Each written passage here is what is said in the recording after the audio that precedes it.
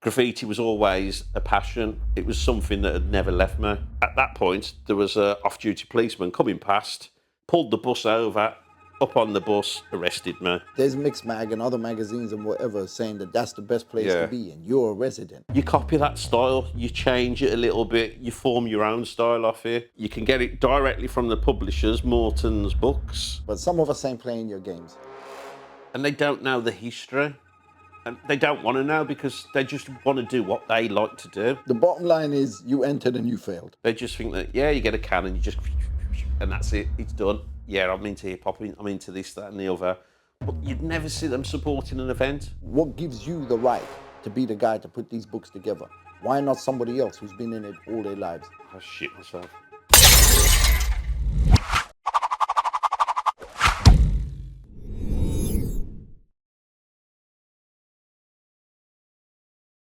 When one door closes, another one opens.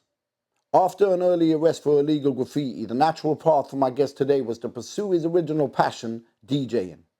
Gone full circle and many moons later, he is the co-author of his recent graffiti book, Old So Kool, and with a second book in production as we speak. Before we begin though, please subscribe to the channel, click the bell to receive the notifications, like, share and get involved in the comment section below. And now, I'd like to welcome to the 521 DocuChats, DJ throughout his life, graffiti artist in a past life, author in the present life, DJ Pilgrim, also known by his alias, Taz. How you doing, bro? Oh, good. This has been a long time coming. You know what? We obviously did the interview in Newcastle on the street. Yeah. But someone forgot to turn the mics on. What I like to do is, instead of just getting into conversation about the graffiti pieces and, you know, the work that you've done, I also like to get people to know about the person behind the work. Yeah. Right? So I've got layers. okay, so start peeling. Okay. Well, I grew up 70s child. So I was born in 1970. Typical childhood. Hung about with a few people around in my local area. Played football, big follower of Liverpool because even though I'm from Wolverhampton, back then it was like the time when Liverpool were just winning everything. So it was like the Bob Paisley era, Kenny Dalglish, you got Emlyn Hughes. So I was mad into football back then, and I used to play, like I say, with my mates around the corner at home. I'd be playing outside, playing football up against the wall. I'd have like a goal drawn on the wall. So I'd actually be playing football against myself, so I'd kick the ball and I'd be trying to save it. I'd dress up in my football strip. But yeah, I was passionate into football, and I think early 80s, that started to change. I was getting more into music because when I went to senior school, there was a few of us who were like-minded. My musical tastes back then were like musical youth. I was into ska, Madness, Specials. So I was a bit of a rude boy, and somehow hip hop came into my life.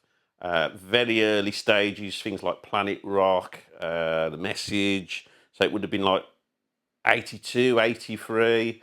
And then me and a few of my friends, like I say, because we were all like-minded, we went to the same school together, we got into breaking. We used to go use the school hall after school. We'd practice breaking there, listening to our music. Not everyone was into it. There was only like a select handful of us. But then things like films like Beat Street came along, breakdance, or breaking as some people call it. And although I was big into the music, I was paying attention not just to like the dancing that was going on, but also as well like the art side of things caught my eye. So dabbled in there a bit, practiced more doing that. And I think I got to a point where no matter how much I could practice breaking, I just knew I was never going to be a break dancer. For me, a little bit of footwork, clock in, backspin, that was it. I could never windmill, could never handstand, head spin, never did salamander flares, nothing like that. As much as I love it, and I still love watching it now, I just, at that point, thought, my career's not as a breakdancer. So, for me, I think I pursued more the art side of thing and kept practicing, developed my own style. And as you do growing up, you look at influences like the Beach Street graffiti, records that came out by Rocksteady Crew with the upright lettering and the characters. And as everyone did, and I don't care, everyone will probably deny it, but they do it. You copy that style, you change it a little bit, you form your own style off it. And from there, I just got more and more into graffiti. So I still listen to hip hop. But the main thing for me was going out and bombing. I love tagging. So in my day, I did do a handful of pieces, and back then it would have been illegal because that's what the scene was about then. So you'd do stuff on like buildings on the side of like a track. You'd probably like go looking for spots where there'd get a lot of traffic going past that were high profile for your work to be seen. But yeah, my graffiti career was probably from about 1984 up to about 1988, where in 88 I got caught for tagging a bus. So in Wednesbury, I was doing a bus, if I remember right, it was the 410, got to the front of the bus and basically got my hand through the top window, tagging the front. At that point, there was an off-duty policeman coming past. So he turned round, basically pulled the bus over, up on the bus, arrested me, and went to the police station, as you do. The police came to my house. They searched. They were looking for markers, basically anything they could find. So I got arrested, and after that, my parents just were livid about it. I came from like a family background where my parents were very strict, and they were genuine people. They didn't like any trouble with the police. So when I brought that to their home, they were just like kind of livid. Um, so all my stuff got took off me, everything. My outlines disappeared, my pens, my cans, the lot. And from there, as an 18-year-old, you just channel your energies into something else. So you were 18 in 1988. Yes. So basically you were doing the graph pieces and everything from pretty early, which is what, 13, 14 it started. Yeah, about 14, I would say. And it took you what, 4 years to get 15 pieces up. Yeah. How prolific were the other writers at the time? I mean, say you got somebody else in your neighborhoods, I don't know, say Rad. Were they doing the same amount as you? Were they doing 10 times more in that kind of period? I would say they were probably doing about the same. So it wasn't like let's just every night let's just go and bomb somewhere. You had to kind It was of nothing like that. Okay. I think the area where we lived, it wasn't like that. It might be different in London, where you do have people that would go out bombing every night. But back then in the 80s, that wasn't the case, like where I lived in Wolverhampton. And we did have a handful of graffiti artists. Some of them have gone on to bigger things. People like Goldie, a lot of people know was from Wolverhampton. And also Temper, he was from Wolverhampton too. So you got other artists like Rad, Pumpkin, and then people like Late, I believe, who you know yourself. Yeah. You know, he's now got a successful career in rap. He was a tagger as well. He also got busted for tagging buses, but that's Are his you story. allowed to tell his story? He could tell you that another time. Yeah, no, I got to definitely get Late and Trickster down. Yeah. Trickster, I mean, he wasn't really a graffiti artist, but I know Trickster from later years, from DJing. So, yeah, there's quite a few characters from Wolverhampton. In all these years, I've only been to Wolverhampton once. You need to come soon then. I need to come. I knew when Goldie's pieces were going up and Yeah. whatever that, I need to go there and I need to check it out. But I only managed to get there when I was actually doing a show there. I saw a lot of Goldie's work, and he did used to get up a lot. He did, out of everyone in Wolverhampton, and probably I would say the Midlands as well, he probably did the most pieces in the 80s, because the estate where he lived, Heath Town, there's lots of stairwells. People call it concrete jungle. There's lots of stairwells, and basically he used to just be painting the stairwells. Yeah, that's sick. I used to do a paper round in that area. So when I was like 15, 16, I was doing a paper round, and I'd be going round with marker pen in the bag, camera in the bag. I'd have loads of bags of crisps as well because I'm a crisp addict that I'd bought with my paper round money. And then I'd have newspapers in there and I'd go around and while I'm delivering the papers, I'll be taking pictures and tagging up as well. You said something earlier that just made me think maybe I have just now, at this point, worked out where your graffiti career began. When you were playing football and you were drawing the goalposts on the walls.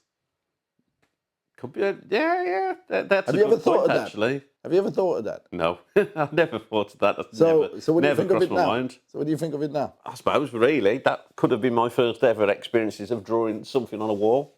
I know that at where my mum and dad used to live, because they passed away and the house is like someone else's now, but the last time I was there, I remember that I used to go out on the wall with like my marker pen and practice doing calligraphy tags. Oh, you know the king of calligraphy is, right? Yeah, Come Artful on. Dodger. You know it. Yeah. Artful Dodger. But last time, when I was cleaning out the garden, I remember seeing it and I was thinking, oh my God. Because I used to spend ages like out in the garden and just like with a little pen, just doing stuff on the wall. For anyone who doesn't know, explain the difference between bombing and tagging. Bombing is, you could be like, it's all illegal. So basically you're going all out. It could be trains inside, outside. It could be buses. It could be billboards. It could be walls. Basically anywhere where you can basically be seen. Bombing is you just going all out everywhere and you're just getting your name up all over the place. Tagging, the tag is your signature. So really, you could do a piece and you can leave your tag at the bottom.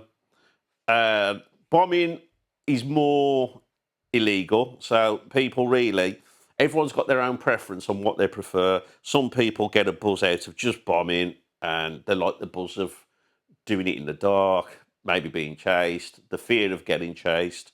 But then with tagging, I suppose, in a way, it can cross over, really. The two can be pretty much the same. But yeah, the term bombing is that you're just constantly going out doing illegal stuff all the time. Let's talk about the whole illegal aspect of it. So when we were watching movies like Beat Street and, you know, you had the graffiti pieces going up, Wild Style and all that kind of stuff that we were watching as kids, how much of that illegal aspect that they were showing where they were running over train tracks and whatever was the driving force for you to want to be involved in something like that? I think for me, you know, being like 14, 15, I knew the difference between right and wrong. My parents had like basically brought me up with a good upbringing. Seeing that, I suppose I was that kind of a teenager growing up that I was always a little bit, I'd say like, I'd push my luck a little bit. So although what I was doing I knew was wrong, I still got an enjoyment out of it. And I suppose the difference back then to now is obviously I know the consequences. I know what, you know, the impact could be on the person that's on the receiving end. You know, if you've painted someone's wall illegally, that person then, if they don't like it, has got to basically go out, buy paint. They've got the inconvenience of then like covering it up. Whereas back then, as a 14, 15-year-old, I didn't look at it that way. Yeah, I don't think any of us did. And none of us realised as well what we were doing back then, how it's come about now. And a lot of us are like making good careers out of it because nowadays, the difference is to back then, it's a lot more acceptable now because you've got people who contact you saying, I want to design for the side of my building. When did it become cool for the rest of the world? I would say for the rest of the world, it's got to be like the turn of the century. Because I think even still in the 90s, it was still like kind of frowned upon a little bit. Even though it had become, I suppose, a bit more cool with generations, not so much like kind of how it is today. I mean, you know, the names like Banksy, they're like a household name now that people talk about it across the dinner table. So do you think Banksy was one of the reasons why it became cool? Because like Banksy's pieces are completely different to, say, a piece that, I don't know, Temper would do. Definitely helped towards it. And I know that some people will say that what he's brought to the scene is a bad thing. It's made it commercial, but you're never going to please everyone. So you just go with the majority. And I do think the majority of people do feel that graffiti has come a long way over the years. I mean, you look at it now, you've got paint companies that make a very good living out of it, because if you look at how many artists around the world go out and paint every weekend, whether they're painting commissions or illegally, they're buying their paints now from paint manufacturers designed specifically for artists. Whereas in the 80s, it was Halfords that was basically supplying that paint. Yeah, or your local petrol station that had a few Yeah. cans by the window where you could break in and. You sound like a man of experience there, saying that. Yeah, a little bit. The graffiti that was going up on the walls, to me, was always kind of like the voice for us. Yeah, it was the same as the rapper, the DJ, the beatbox, the whatever. It was always a voice, the b-boys. But it took the world quite a long time to kind of get into the grasp of what was going on. Yeah. Right? And you said the turning point was around the 2000s and whatever. I mean, can you imagine a world where 20 years before that, it became the voice and it became the recognition of what was going on? Where do you think we'd be now? How far down the line would we be now? Oh, God, yeah. I mean, obviously, things like social media, the way that the internet's changed the world, I suppose that's had a massive impact on it. And, I think back then we never had anything like that. So things like this book now, I've gone back to basics with this book, because today's era, I find, is like a throwaway generation. Everything's digital now. It's like online sharing. So the ethos behind this book, Want to show it? it's a hardback book. So there's a lot of pages to this, just short of 400, and it is heavy. It is thick. So something like this, basically, you can get it from Amazon. You can get it directly from the publishers, Morton's Books. It's not really in any stores that you could buy, because I know back in the 80s, I know a lot of people used to shoplift and steal them. So for that reason, it's not in the stores. But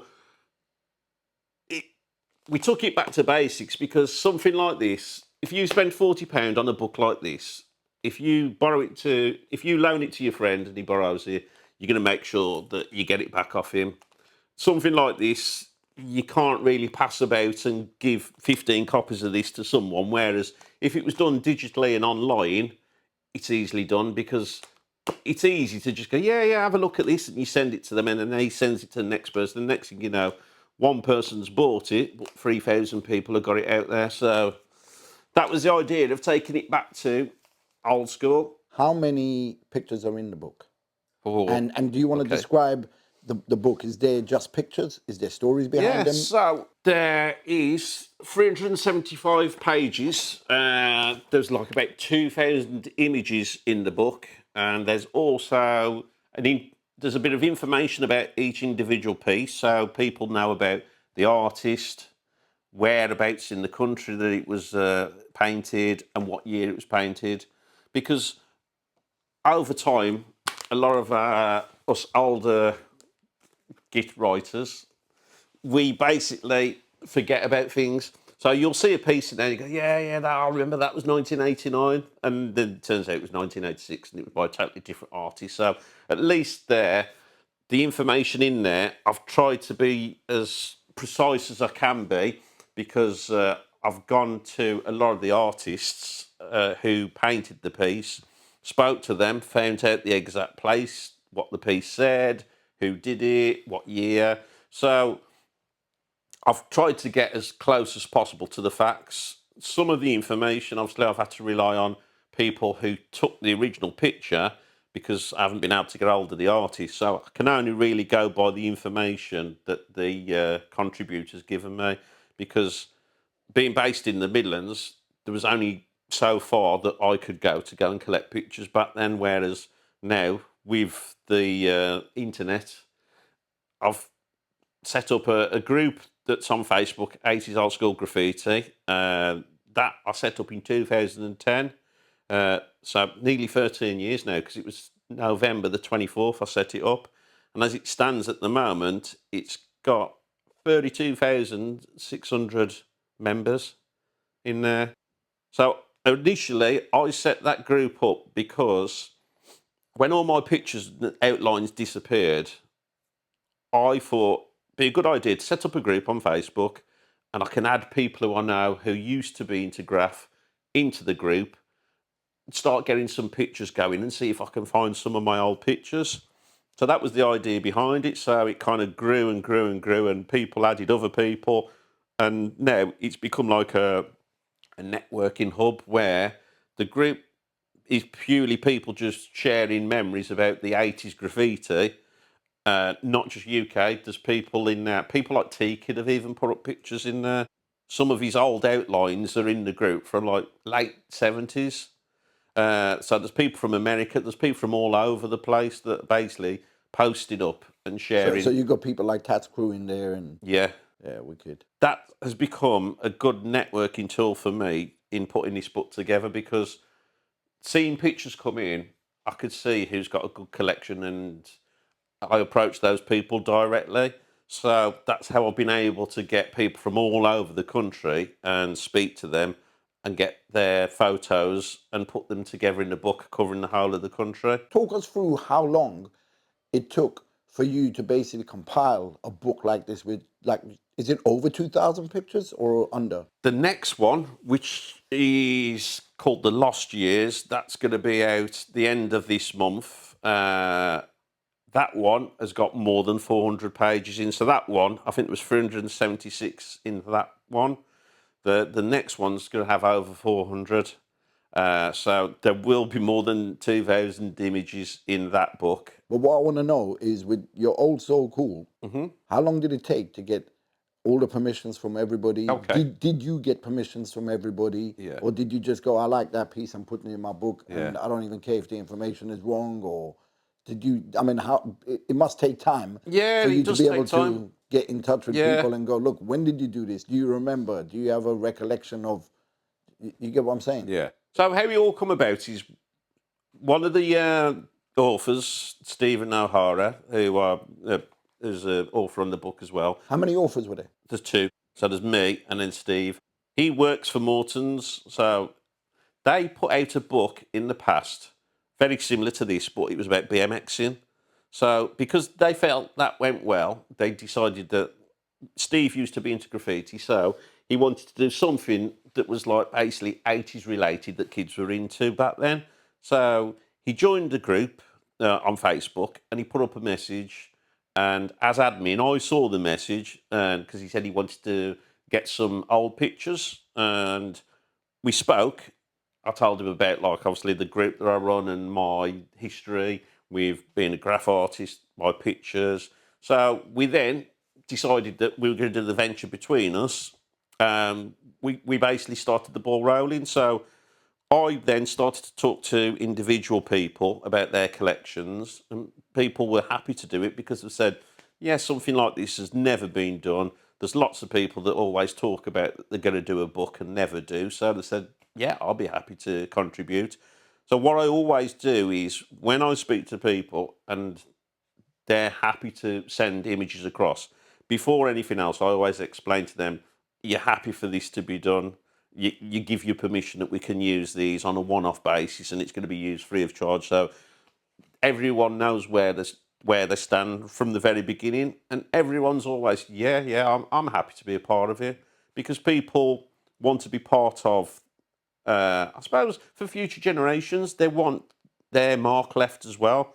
Because a book like this, it's like I had subway art and spray can art in the 80s. I've still got them now in my loft, and when I'm gone, they'll probably be there left for my son, for him to carry it on. And because he knew that I was passionate about the whole scene, it's not something that he's just going to chuck away. So it's going to be passed down from generation to generation, and that, I hope, is what's going to happen with this book. And I mean, only time will tell. yeah, definitely. But at least we're going in the right direction because it's a book. If it was digital, it's something that someone's computer could go down, or they sell their computer and then it's gone, it's disappeared. And then because it was like easy to get rid of, it's gone. Whereas books like this, you know, especially like the colour and the size of it stands out. I remember spending a lot of time transferring a lot of photographs to make them digital. So I digitized a lot of photographs. Yeah. I still look at the physical rather than, you know, Yeah, I'm the It's same. handy having the digital when you want to post something. Yeah. You go, okay, yeah, I've already got that scanned. But I can imagine, like with a book like this, you're always going to reference it. You Yeah. always want to. It's one of those wild things. It's like if you're into graffiti, here's another piece of history, and if people are coming around, it's a talking point. Yeah. But who's going to want to turn on their computers and go, "Oh, look at this picture," and then Yeah. struggling to find everything? Yeah. It's harder. Yeah. And there's so many more distractions as well that if you're at a computer and you're looking at something, you could get a pop-up or you get a sudden thought and it's like, oh, I need you just to this.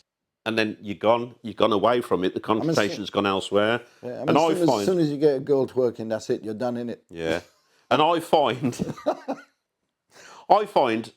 when I'm at home, if I'm reading off an iPad, there's just something about the lighting. I don't know what it is, but if I'm reading an actual newspaper, I'll take it in better because it's something about holding it, turning pages, that it just seems to sink in more. But I think it's an important thing that needs to be kind of sorted so people who are in this generation recognize, because they don't recognize, they've lived all their lives with digital, so they think Yeah. that's it. And that is why I feel that everything's become so throwaway. Yeah. You know what I mean? It's like you can. Like, I remember where, say for example, if we use Dougie Fresh, you know, the show. Mm-hmm. Yeah. I mean that record, you'd have the record in your hand and you would treasure it for years to come. Yeah. Now you'd have it on your phone, listen to it, and you never go back to check it again. Yeah. Nowadays, nothing's got any value because, you know, you can go out and buy a download for like £1.50. Less than that. Well, less 69p. than that, yeah. So £1.50 is an album, maybe. But now, in like kind of the 80s or the early 90s, if you were going to go and buy an album, you'd be talking like kind of £10 of money then, which is probably the equivalent of what, £20 now? So, you know, it had a lot more worth. And that's the problem with today's society, I think. Nothing has got any worth. There's a trend. I mean, vinyl came back in to a certain extent and the price of it went up, but it'll never go back to digital just totally disappearing and things going back. Never. There'll be people out there who don't want it to because there'll be people out there who are making the money. We're making stupid money from it. Yeah. So that's the idea, isn't it? Yeah. Keep everyone dumb, keep Yeah. you rich, whatever. But some of us ain't playing your games. You know, you said you did about 15 pieces in a space of 4 years. Yeah. Obviously, you were young, you got caught. We'll come on to where that led to in a minute. But there might be people sitting out there just going, what gives you the right to do a book about something that you weren't heavily involved with, where we kept on going Yeah. and stuff? So what would you say to those people? What gives you the right to be the guy to put these books together? Why not somebody else who's been in it all their lives? Yeah, simple answer to that is that although I only maybe did about 15 pieces in the short time that I was like painting, my heart and soul was into it then and still is now, and it's never really left. Even though when I got caught and I moved away from it, I was still looking at tags, I was still looking at pieces, I was still listening to hip hop, and that passion's never gone away. And for me, putting this book together, I always loved that era because I lived it. So when I started painting again, which was probably about 2009, I became active again. My influences were basically all the old stuff that I'd seen previously, and I was able to get hold of quite easily from all over the country and all over the world, because with the likes of the internet, you were now able to see pieces of like Chrome Angels that you'd never seen before, of non-stop artists, of trailblazers, of all world experts, all the big people in London that, because I wasn't living in London, I wasn't privileged to see that before. Coming back into graffiti in the world of the internet, it opened up a whole huge world to me. So that for me, really, even though, like I say, I stepped away and followed the path of music and a DJ career, graffiti was always a passion. It was something that had never left me. I wanted to just go back to a conversation that me and you had with regards when you were watching some of the music videos. Yeah, You know, you weren't necessarily paying attention to what was going on in the forefront. yeah, So it was the artwork that was on the walls. yeah, So while there's Rocksteady crew breakdancing and doing whatever, you're looking at the graffiti, yeah. you know, and that kind of caught your attention. Yeah, I suppose really it's like everyone's different, and we can all be watching the same film, but there might be different parts that we may focus on that the next person may focus on. So for me, yeah, okay, I'm watching a video about like Beach Street, but for me, although I enjoy the breaking side of it, I pay more interest of when like Ramo's doing his graffiti, when they're spraying the subway station. That for me, I don't know, that just jumped out at my creative side. Did you ever imagine yourself in the position of the guy that was jumping the rail tracks and all that kind of stuff, and just kind of think, you know, this is what I want to do. This is the life. I like I don't want to be sitting somewhere and being the boring guy. I want to be the guy that, you know, I want to be Zoro basically. Well, funny you should say that. My first ever tag was Zoro. Are you joking? No. I think off the back of Wild Style, there was a character in there, Lee Quinnis, and Yeah, Zoro. Obviously. yeah, he was Zorro. And I think, obviously,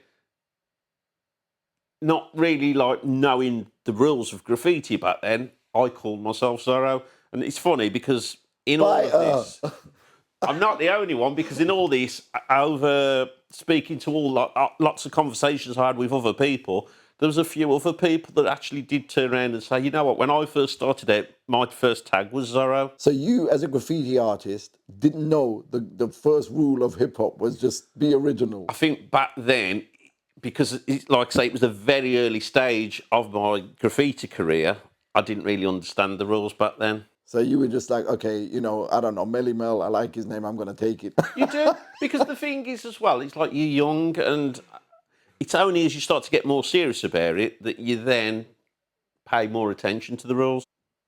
Okay. It's like, and when did you say realize about that? I have got a piece here, and it does actually say Zorro. Let's have a look. And there. You know what? Show it to the cameras. These are basically patches that I used to do on, they're like, not canvas, but they're like cotton. So I used to do that, and then I'd sew it onto the back of like a denim jacket or a tracksuit. So did you go around wearing a mask and a cape and shit and carry a sword and stuff? Nah. You didn't? Get arrested for that.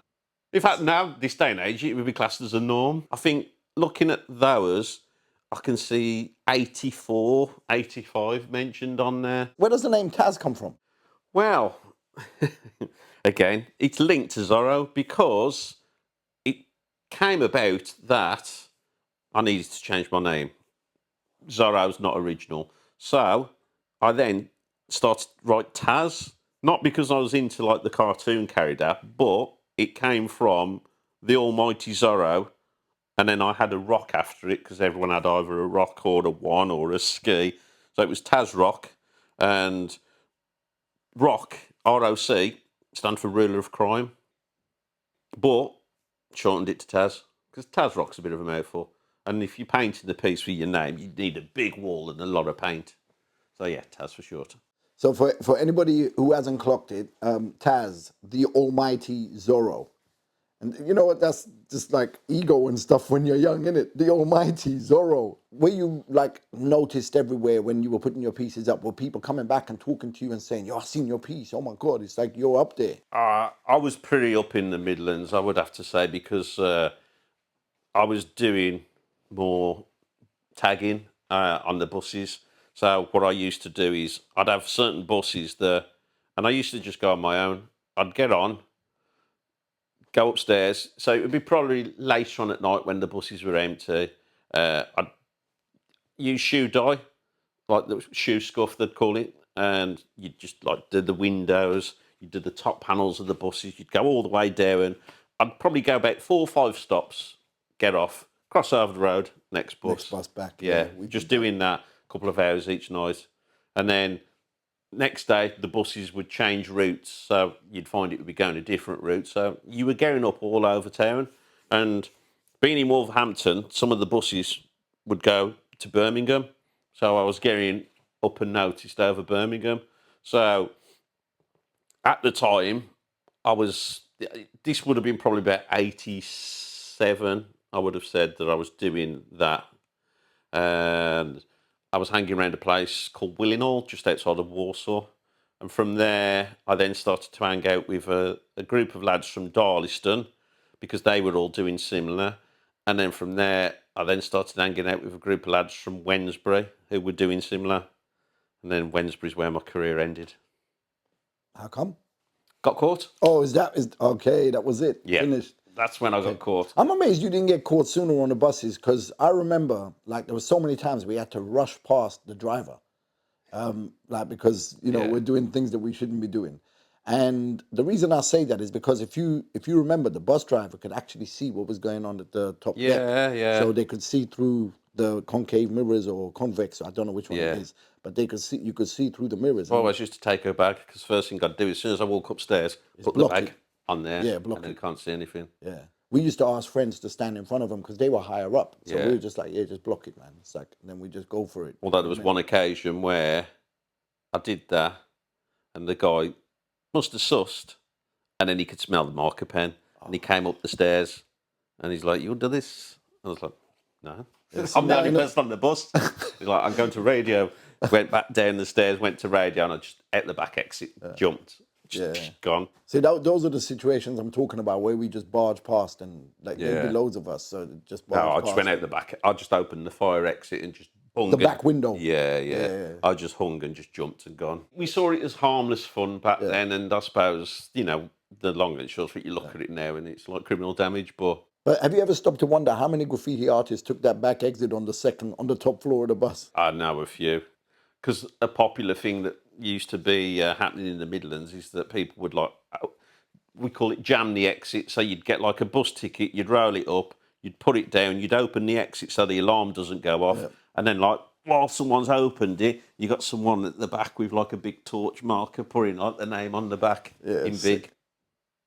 Because we didn't have I suppose it was our way of, we didn't have the network of trains like America did. So for us, it was the buses. Because we didn't have, especially in the Midlands, we didn't have easy access to the yards and going to the trains. Was there ever a specific point, like a train yard or something that you used to want to bomb? Or was it just like, we just want to get up as many places as we can? I think for me, it was more getting up on the buses. That was my thing. Because they went about everywhere, and I suppose there was, maybe there was less risk. Well, if you look at where they were talking about the reason why they picked the trains is because it goes everywhere. That's where the term all city comes from.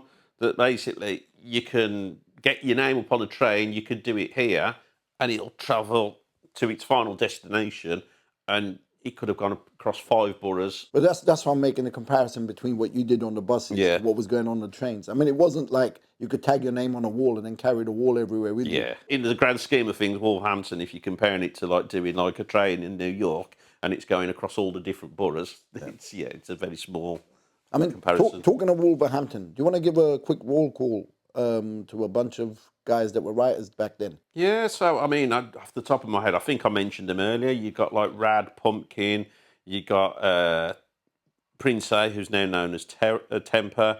There's Reckless, he was one of the early graffiti artists. There was Goldie, not forgetting him, Birdie, he's psychic. There was Master J, also known as Jasmine, he did a lot. Roe, and then you had a lot of other people like Late, Fax. So a lot of people were into the graffiti scene, but a lot of those were also taggers. Because the thing is, I suppose, growing up, we were all quite young. We didn't have the opportunities of getting paint. we didn't have like managers behind us who got us sponsorship deals and got commissions, so we had free paint. So for a lot of us, it's like we had to like improvise and make the most of what we got. So how do you think the commission stuff has affected the illegal stuff?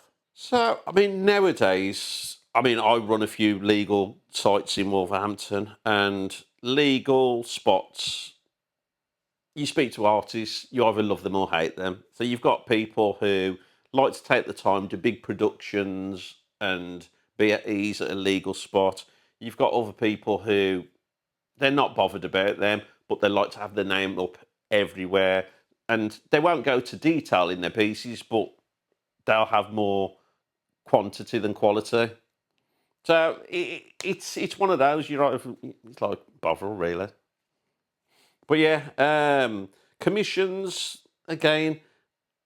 I think it's one of those things that the world we live in today, graffiti terms, a lot of people see the artwork as an art form, and they do recognise the time and the lengths that artists go to produce that final picture. Because I know when I first started doing commissions, it was a bit frustrating. That people would see a picture of work that you've done, and they'd see it as like graffiti is old, like something that's been on the side of a house.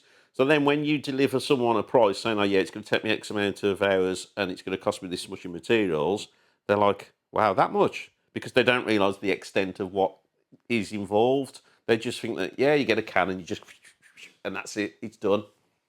It's good that a lot of artists, because, you know, there's a lot of us out there, not just in the UK, in the world, that are doing our thing and are getting recognition for what we do. And, you know, we're getting work come our way where people want us to display our talents in their house on a canvas or on the side of a building. So it's good that, you know, we're getting those opportunities. Wolverhampton had arguably two of the most commercially respected and respected on a very underground level because of what they did. We're talking Goldie and Temper. How did that affect like the reputation of Wolverhampton to the rest of the world? Although it helped them with their careers and they went on to do their thing, it didn't really have any impact on the Wolverhampton graffiti scene. So because those two individuals were like launched out there, um, yeah, we didn't all follow because of them. We still plugged away and did our own thing. So yeah, it really, although it acknowledged that yes, there's artists from there, it didn't really like kind of bring us any further forward. Do you want to mention some of the names of the people that are in your first book? Just quickly before we move on to talk about your music. There's a lot. So don't have to mention all 2,000. yeah, I was going to say, how long you got? There's, I mean, there's a lot of artists that people will know of about their work, like Casby, Mist One, Score, Merc. I say there's just loads of craze from Nottingham. I'm just like randomly turning the page, so if anyone thinks I've missed their name out, forgive me. Des, Desire. Do you know how many artists are there? Because I'm guessing you got multiple pictures from, say, Score, for example. Yeah. So do you know how many artists are actually in the book? A lot. Do I don't know the exact number. Okay. I've never actually counted that. Maybe you should. Yeah. Maybe you should. But yeah, anyway, let's move on to talk a little bit about your music life. Okay. Because from my understanding, from getting to know you better, is that the music was first, then the graffiti. Yeah. You basically then got caught with the graffiti. Yeah. And then you had to do something else. So you went back to the music. Okay, so when I got caught tagging and decided that I was going to basically change my career, so to speak, I started hanging around Wolverhampton with, you know, a few people that I knew, and we then started going to nightclubs. So this would have been about 88, 89. We were just going around like the in clubs. Some of those were under 18 clubs. Some of them were just normal nightclubs. And I was still heavily into like hip hop.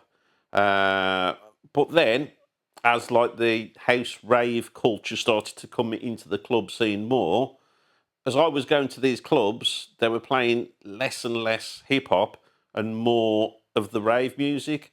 So as I was becoming more aware of like the music, after a bit, there were certain tunes I was thinking, well, actually, that ain't too bad. And then I'd find that I'd start to like more of the rave tunes than I did the hip hop. So I then started to put more mixes out of what I was doing, trying to get a club night going. Because in Wolverhampton, although there was like clubs, they were a bit more like kind of mainstream commercial. So my big break really on the DJing side of things came around about 1991, where there was myself and a few other guys who I hung out with. We were looking to do put on our own rave night, and we spoke to these guys who we heard were looking to put a rave night on as well. So they basically says, "Look, we're doing the night, so why don't you get involved with us? You come and DJ, and we'll go from there." So this turned out to be a night which was called Quest. So anyone who's into like their rave music will know that in the Midlands, Quest was like pretty much known as the number one club in the country to be at. It was voted by Mixmag as like one of the top 10 clubs to go to in the You UK. were a resident. And I became resident there, yeah, because I was playing there week in, week out, and they were having some big lineups. How did that feel? I mean, knowing that there's Mixmag and other magazines and whatever saying that that's the best place to Yeah. be and you're a resident. I suppose then I was 21, and it was like, for me, it just didn't register, because I think because I'd been there from day one, from the first event, it kind of grew, and I was growing with it. So Okay. I saw it. I didn't come into it; it was already massive. I just saw it from the very start. So I suppose I didn't really have that kind of. So it's kind of like looking at yourself in the mirror, getting older but not noticing. Yeah, yeah, that's a good way of putting it, actually. But yeah, they did some big nights. They had Prodigy there, and the thing is, it was just a normal 9 till 2 club. Whereas like people like Prodigy, you'd normally find them like kind of only on like a big all nighter. But because I was resident at this club, and they grew to be like one of the best in the country, because I was resident DJ there. I then was doing a lot of guest work at a lot of clubs up and down the country, because that was their way of booking me to be a headline DJ, to basically find out about what's the best club in the country doing. And then you went What's on this to, guy bringing to that club? and then you went on to a much bigger thing as well, didn't you? Yeah. From there, what's this big thing you were telling So me about? yeah, I basically was then started to play at the all nighters. So one of the biggest ones that I ever did was a Fantasia, and Everyone knew about Fantasia. yeah, in 1992. The One Step Beyond it was called, and it was at Castle Donington. Legally, they reckon that the capacity was 25,000. That's what the tickets were that were being sold for. And you got 500,000 people in. There was stories going around that people jumped the fence because it's a big venue, and I think back then as well, before the criminal justice bill, things couldn't get controlled easily. So there was talks that 40,000 people actually attended that event. But that's the one event that always sticks out in my mind, because I played the midnight 12 o'clock set there, and they had like a drawbridge. Was that a one-off or regular? No, I did a few events like that, but that's probably the one that stands out the most, because that was the most memorable for me because of the amount of people that were there, but also as well, 12 o'clock, the drawbridge drops, and then when it comes down, I just see this like mass of people, and Donington goes down, and then it dips up, and just to see that many people, I shit myself. Imagine all of this coming from you being arrested and then having to think different. And then you're thrown into a situation where now you got people traveling from all over the UK to come and see you DJ. In a way, things happen for a reason, and I became a household name through the rave scene, which is where a lot of people know me. They know the name DJ Pilgrim. What a lot of people don't realise is Pilgrim is my actual surname. I get all these stories. Oh, where'd you get your name from? Is it because of like followers of music, Pilgrim Fathers? And I just have to laugh to myself. But Yeah, I became well known. I suppose, I've been known from the hip hop scene, so a lot of people from Wolverhampton know me because of that. I became known from the Quest days as well, being a resident there, so that probably like pushed my name further out. And then, like I say, doing gigs up and down the country, playing all nighters.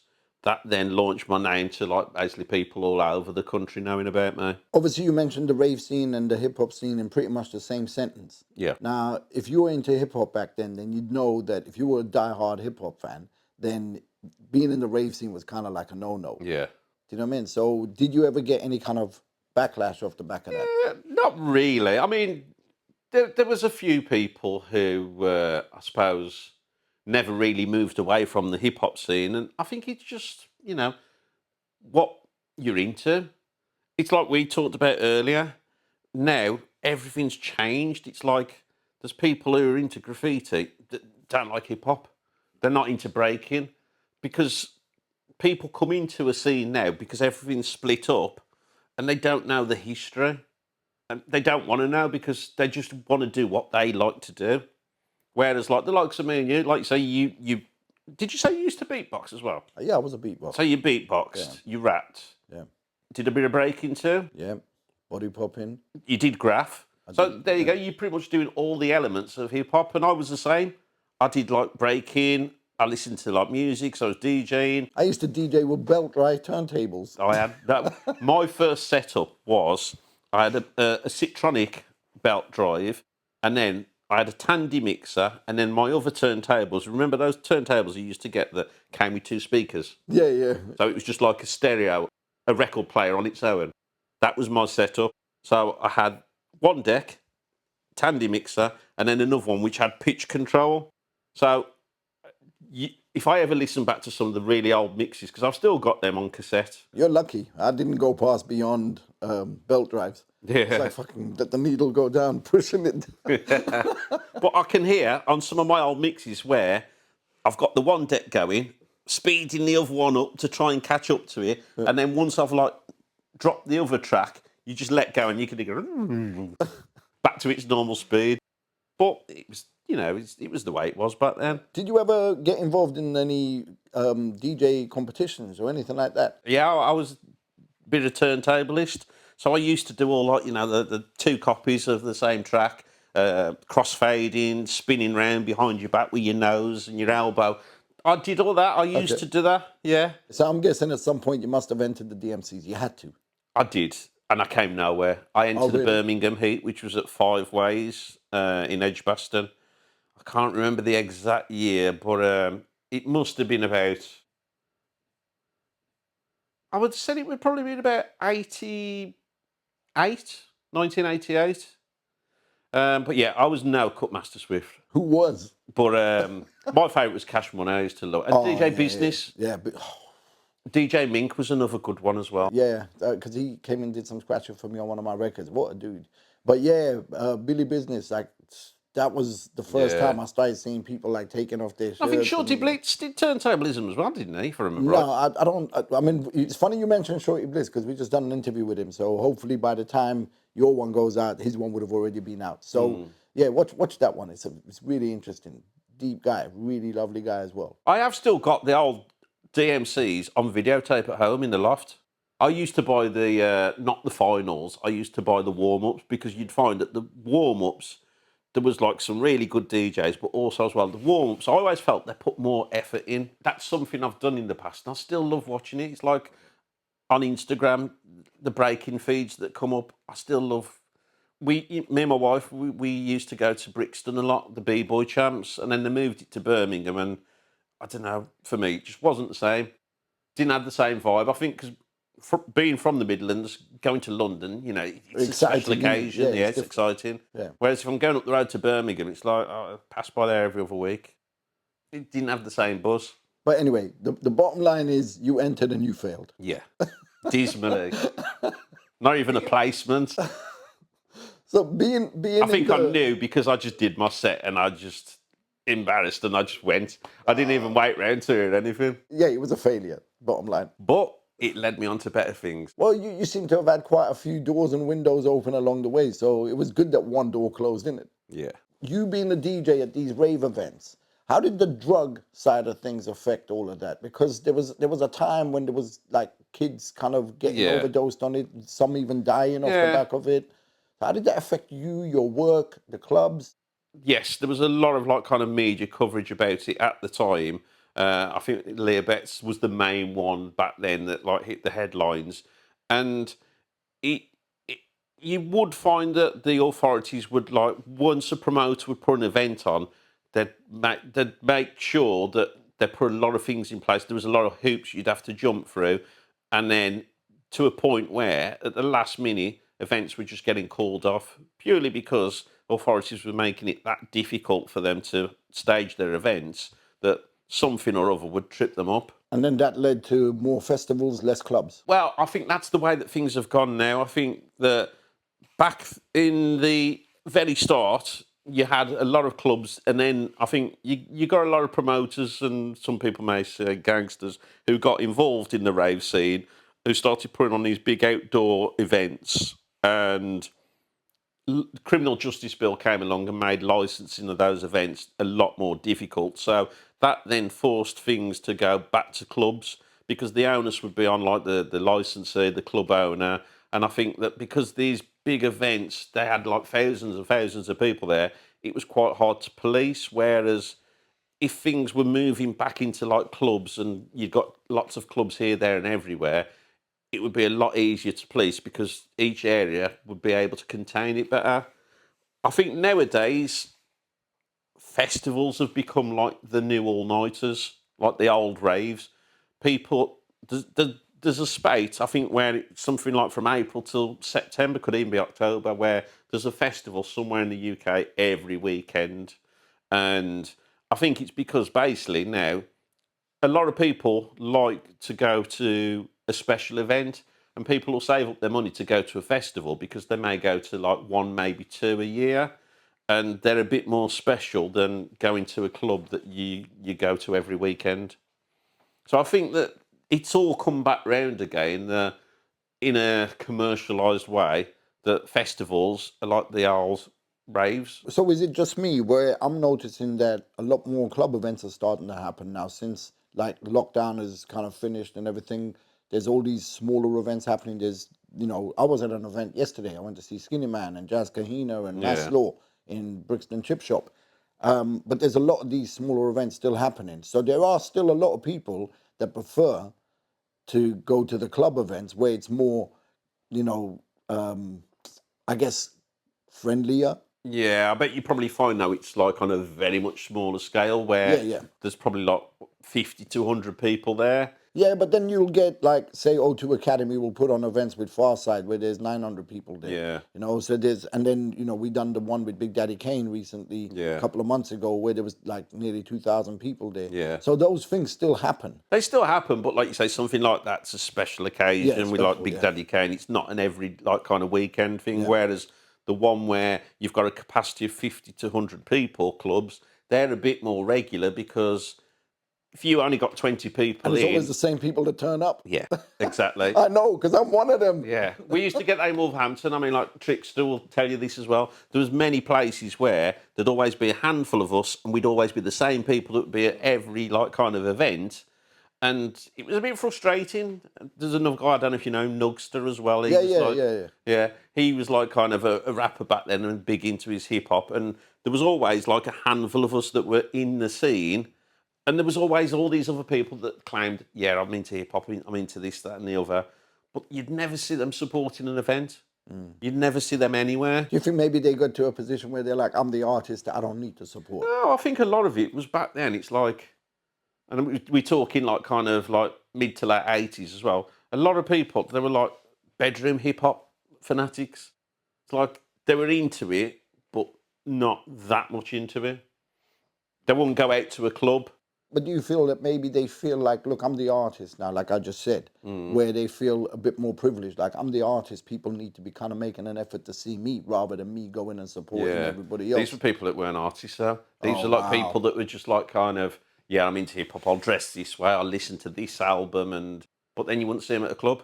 So they're not really supporting the artists Yeah. and the clubs, and that's And the it's a reason why shame. them things died. Yeah, there was lots of places where myself, Trickster, would have DJ there, and you'd still see the same handful of people. And also, don't forget that when you see these people on a regular basis, chances are they're getting on the guest list, which is why they're getting in. So if people have to spend money on a regular basis, then maybe that's another reason why they don't want to go. But it's the death of the scene, isn't it? Yeah, So- that was what frustrated me a little bit about the hip hop scene in Wolverhampton in like It was the everywhere, mid-80s. bro. It wasn't Wolverhampton. It was everywhere. Yeah. Same thing happened everywhere. Yeah, you'd find that you'd only probably get like maybe a youth club that would let you like kind of like play some music. Those things don't exist anymore either. Yeah, they've gone. You know, thanks to the government. No, for real. Yeah. Like they done all of that on purpose. But anyway, that's my opinion. You know, when you were DJing, do you feel like if you had gone away from Wolverhampton and you had gone to, say, somewhere more central like London, like it would have had a different impact on your career? And if so, why didn't you take that path? Yeah, you probably would have done. I mean, in my day, you know, people did move about to further their career. And for me, I think I was just like a homely person. I liked the area where I lived. I was happy with what I was doing. Yeah, people would have moved to London and rubbed shoulders with this, that, and the other person, and then like moved on to bigger and better things. I stayed where I was, and yes, admittedly, people did say to me, "Why didn't you move to London? Why didn't you move into this style of music and to that?" And it's like, for me, if I haven't got a passion for something, I won't do it, because if you haven't got any passion, it comes across as the end result. And yeah, I was happy enough with like the career that I pursued. I was happy with what I'd done, and I wouldn't change anything for the world. Then that basically led you to eventually walking away from being the DJ, Yeah, and you went into a normal life. yeah. So I mean, I for many years I'd had quite a successful DJ career, so to speak, and probably I'd say like towards like the turn of the century, for me, work was dropping off a little bit, and you'd get bookings and people would then cancel you last minute because you don't really get a deposit because it's not that kind of a business. You've still got bills to pay, and you know, at that point there, I decided to just like get back into like a normal working life. So I've been working full time since about 1997. And for me, I mean, I'm a plumber full time. Hey, can you fix my tap upstairs? I can. Okay, let's If you've go. got the tools. Well, let's have a look. I didn't realise you got a faulty tap. Yeah, But it's that's what I can leaking. do. But yeah, it's just dripping. Ah, fix it now. But yeah, I mean, that's my job full time. I'm a plumber, and I enjoy what I do because at the end of the day, things like doing the book, graffiti, for me, they're like kind of my hobby. They're my escapism. So if I've had a crap week at work, go and paint at the weekend, and that's my time to be in my own world. And you're doing more painting now than before. Yeah, yeah. Okay. I mean, between the book, whenever I can get a chance, but a lot of my time since April has gone into this book. So any spare time I've had of like weekends when I'd have normally gone out and painted has gone into this book. I'm sure my wife can vouch for that as well, to say that wicked. there's been a lot of time spent on the book. Yeah, I can. But look, I mean, the book's there. It's thick. It's thicker than I am. The next one's going to be thicker. So in the last couple of minutes, we've discovered you're a plumber. Yeah. So you're going to fix my tap. No option there. Then we've got your new book to talk about. Yeah.